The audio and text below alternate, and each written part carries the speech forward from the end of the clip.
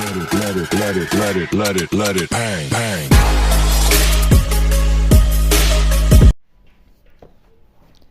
Hello बच्चों, आपका हमारे चैनल पे स्वागत है। बच्चों, आशा करता हूं कि आपकी पेपर की तैयारी अच्छी हो गई होगी। बच्चों, कल जाने से पहले पेपर में अगर ये जो हम क्वेश्चन लिखे अगर इतना अगर कर लेते हैं तो आपको अफसोस नहीं होगा, क्योंकि ये जो क्वेश्चन है हमारे बोर्ड की परीक्षाओं में कल पक्का आने वाला है। तो चलिए शुरू करते हैं बिना किसी देरी के। तो यहाँ पर देखिए, जो गद्य से हमारे जो कल क्वेश्चन आएगा यही फिक्स है कि 10 जो हम बता रहे हैं इसी में से आने वाला है। तो सबसे पहले देखिए, क्वेश्चन नंबर 1 कह रहा है कि कलम का सिपाही जीवनी के लेखक कौन है। यहाँ पर 4 ऑप्शन दिया है। एक दिया है शांति जोशी, रामविलास शर्मा, अमृत राय और यशपाल। तो हमारा सही आंसर कौन है? अमृत राय है। अमृत राय ने कौन लिखा था? कमल के सिपाही जीवनी के वही लेखक थे। ठीक उसी प्रकार क्वेश्चन नंबर 2 कह रहा है कि मेरी असफलताएं किसकी रचना है। तो मेरी असफलताएं किसकी रचना है? यहाँ पर 4 ऑप्शन दिया है, गुलाब राय, अमृत राय, जयशंकर प्रसाद और प्रेमचंद। तो हमारा सही आंसर क्या है? गुलाब राय है।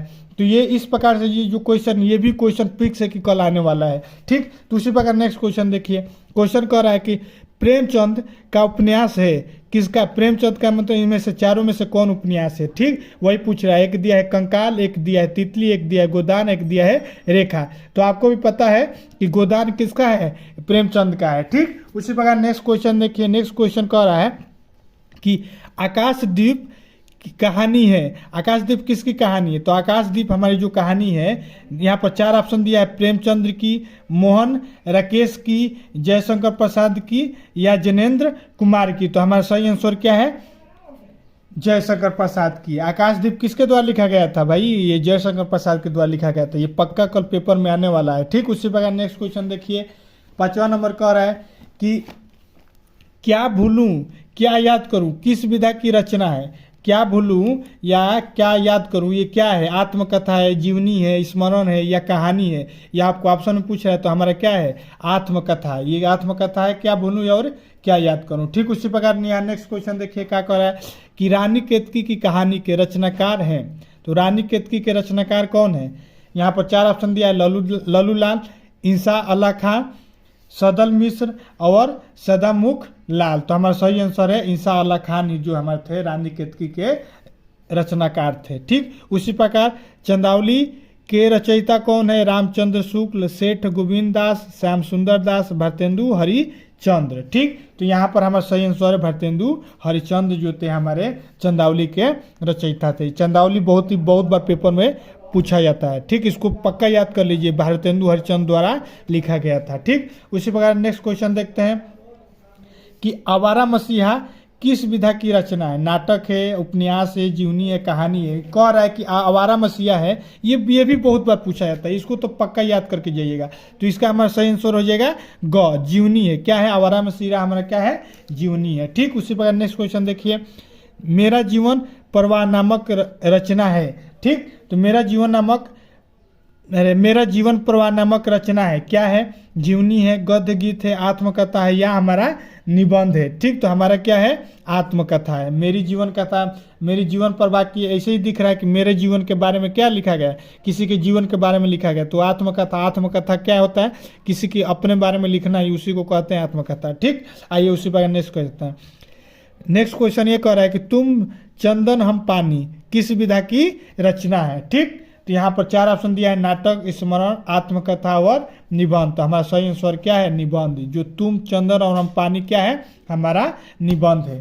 ठीक, तो इस प्रकार से हमारे ये जो 10 क्वेश्चन थे ये हमारे गद्य से पूछे जाएंगे। इसमें से 5 क्वेश्चन फिक्स है कि आपको आना ही आना है। ठीक, आइए उसके बाद नेक्स्ट क्वेश्चन देखते हैं। पद से देखते हैं। पद में हमारा क्या देता है? पद में भी 5 क्वेश्चन देता है। तो पद में जो हमारे 5 क्वेश्चन आता है, यहाँ से आप 5 नंबर आराम से अटेंड करेंगे। तो यहाँ से 10 हमने लिखा है, 10 में से 5 फिक्स है कि फंसेगा। तो यहाँ पर देखिए, एक कह रहा है कला और बूढ़ा चांद के रचनाकार हैं। कौन है भाई? यहाँ पर जयशंकर प्रसाद, गिरिजा कुमार माथुर। 3rd नंबर दिया है हरीश राय बच्चन और हमारा 4th नंबर दिया है सुमित्रा नंदन पंत। ठीक, तो हमारा सही आंसर क्या है? पंत जी जो थे हमारे कला और बूढ़ा चांद के रत्नाकार थे। ठीक, उसी प्रकार नीचे दिया गया है कबीर ने लिखी थी, कबीर के द्वारा इसमें से क्या लिखा गया है? सूक्तियाँ लिखा गया है, साखी लिखा गया है, कविताएं लिखा गया है या कहानी लिखे हैं, तो उनके द्वारा क्या लिखा गया है? साखी लिखा गया है, ठीक, ना कि कहानी लिखा गया है। ठीक उसी प्रकार क्वेश्चन नंबर 3 कह रहा है हमारा कि श्री कृष्ण गीतावली के रचयिता कौन है? तुलसीदास, सूरदास, भूषण या हमारा महादेवी वर्मा। तो हमारा सही आंसर क्या है? तुलसीदास के द्वारा क्या लिखा गया था? श्री कृष्ण गीतावली के रचयिता कौन थे? तुलसीदास ही लिखे थे। ठीक उसी प्रकार नेक्स्ट क्वेश्चन कह रहा है कि 84 वैष्णवों के वार्ता में रचयिता कौन है? विशंडनाथ, गोकुलनाथ, नाभादास या चतुर्भुज दास। तो हमारा इसका सही आंसर क्या है? गोकुलनाथ के द्वारा हमारा इसका जो लिखा गया था। ठीक, हम आपको जल्दी जल्दी इसलिए बता रहे हैं ताकि आपके पास टाइम नहीं बचा है, आप जितना जल्दी जल्दी इसको अटेम्प्ट करेंगे उतना आपके लिए सही रहेगा। तो चलिए क्वेश्चन नंबर 5 कह रहा है कि साहित्य लहरी के रचनाकार कौन है? तुलसीदास, कबीरदास, सूरदास या मीरा। तो हमारा सही आंसर क्या है? सूरदास के द्वारा साहित्य लहरी के रचनाकार थे, उन्हीं ने क्या किया था? लिखा था। ठीक उसी प्रकार लिखा है कि रंग में भंग लिखा है, किसके द्वारा लिखा गया है? रहीम के द्वारा लिखा गया है, रत्नाकर के द्वारा लिखा गया है, मैथिली शरणगुप्त के द्वारा लिखा गया या केशव के द्वारा लिखा गया। तो हमारा सही आंसर क्या है? मैथिली शरणगुप्त के द्वारा लिखा गया है। ठीक उसी प्रकार नेक्स्ट क्वेश्चन कह रहा है कि संत कबीर की रचना है दोहावली, गीतावली, प्रेम सरोवर या बीजक। तो हमारा सही आंसर क्या है?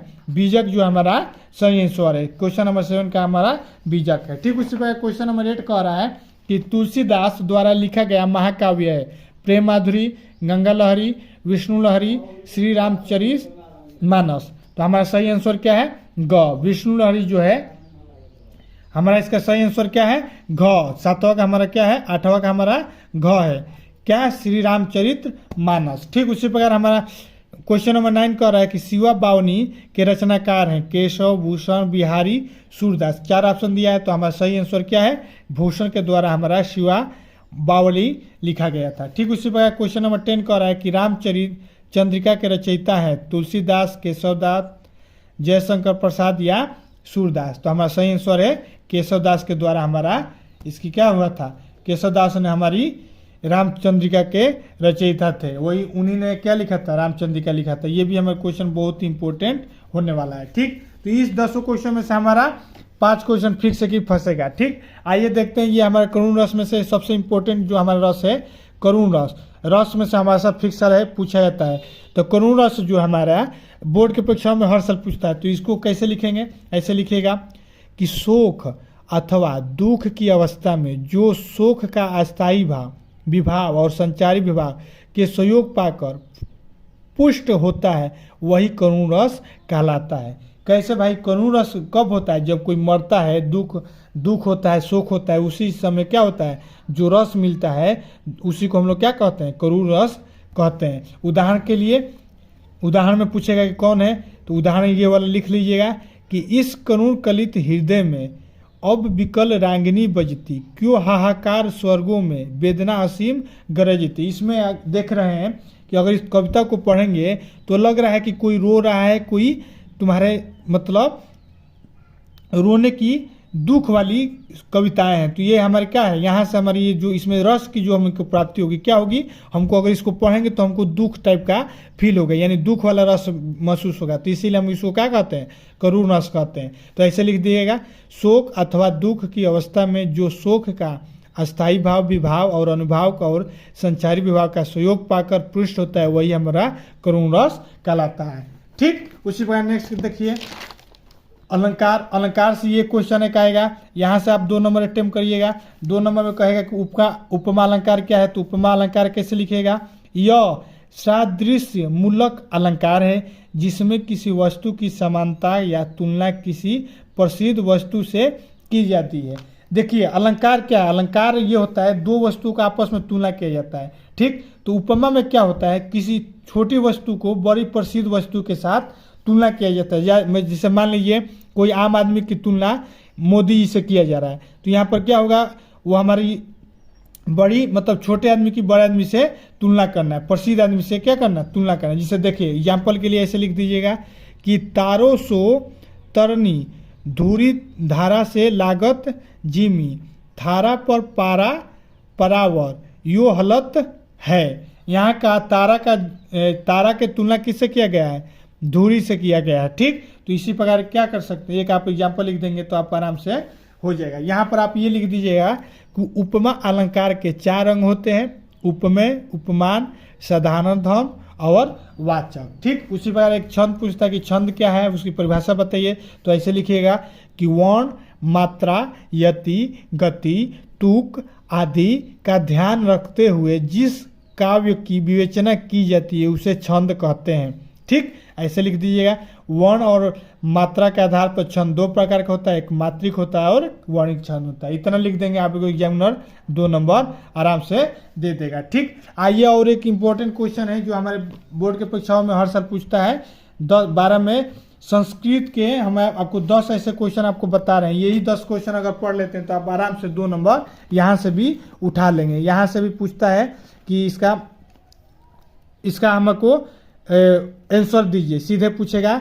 तो यहाँ पर देखिए, सबसे पहले क्वेश्चन कह रहा है कि वयम कथम जीवनम यापयम। इसका उत्तर क्या होगा, याद कर लीजिए। वयम लोभम तवम तक्त्वा ईश्वरम त समरंतुम जीवम यापयम।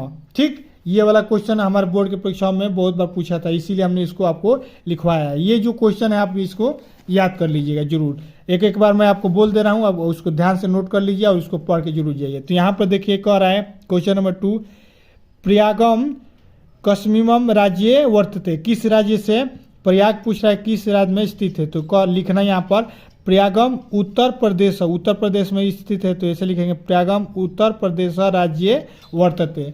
ठीक, यहाँ लिखा है कुलम केन रक्षते। कुल की रक्षा कौन करता है, कुलम वृतेन रक्षते, वृतेन रक्षा करता है। ठीक, उसी प्रकार यहाँ पर लिखा है क्वेश्चन नंबर 4, विद्या केन रक्षते। विद्या के द्वारा क्या किया जा सकता है, तो विद्या योगेन रक्षते, योग्यता से प्राप्त किया जा सकता है। ठीक, उसी प्रकार यहाँ पर लिखा है क्वेश्चन नंबर 5, हिमालयस सर्वोच्च पर्वत शिखरम की नामम।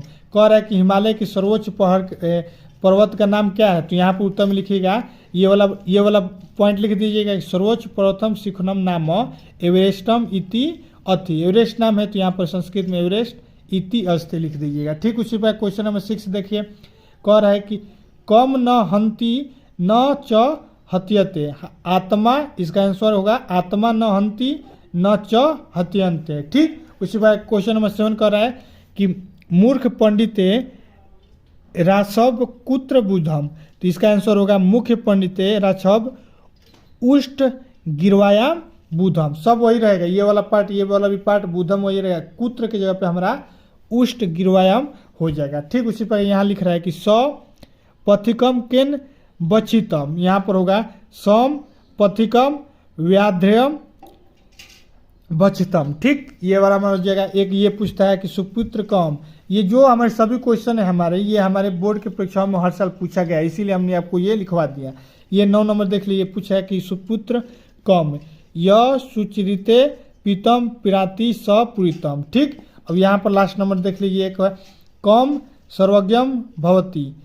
तो यहाँ पर इसका आंसर होगा आत्मान दर्शनम नर सर्वज्ञ भवती। ठीक, तो ये जो हमारे क्वेश्चन थे, आप यहाँ अगर जो हमने बताया ये भी आप पक्का है कि कल यहाँ आने वाला है, तो इतना अगर पढ़ के जाते हैं तो आप आराम से आप यहाँ से 20 नंबर का पूरा टोटल जितना बताया हूँ 20 नंबर यहाँ से आप आराम से उठा लेंगे। ठीक, यदि आपको ये वीडियो अच्छा लगा तो वीडियो को लाइक और चैनल को सब्सक्राइब जरूर करिए और अपने दोस्तों में भी शेयर कर दीजिए। मिलते हैं नेक्स्ट वीडियो में, और भी अगले जो बच्चे पेपर हैं उन सब का डिस्कस करेंगे। तब तक के लिए जय Hind. Let it, let it, let it, let it, let it, let it, bang, bang.